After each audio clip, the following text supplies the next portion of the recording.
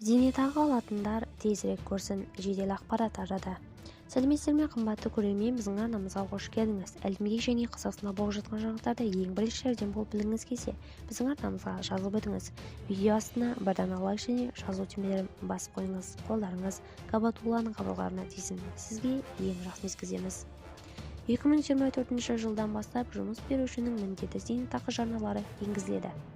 2024 жылы 1 қаңтардан бастап жұмыс берушінің міндетті зейнетақы жарналарын өз қаражаты есебінен 2024 жыл мен 2028 жыл аралығында кезең-кезегімен 1,5%-дан 5%-ға дейін жұмыскерлерінің пайдасына аудару хабарлануда, деп хабарлайды ақпараттық агенттігі.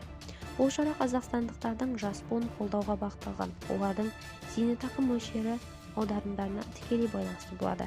Олардың зейнетақысы 3 компоненттен: мемлекеттік базалық зейнетақы, жинақтаушы зейнетақы, бірыңғай жинақтаушы зейнетақы қорына аударымдар есебінен және шартты жинақтаушы зейнетақы жұмыс берушілердің жарналары есебінен құралады делінген мәліметте. Басқаларды тезірек хабардар болу үшін видеоролигімізді жақындарыңызға таратуды және лайк басуды ұмытпаңыз, қымбатты көрермен. Сау, сәлемет болыңыздар.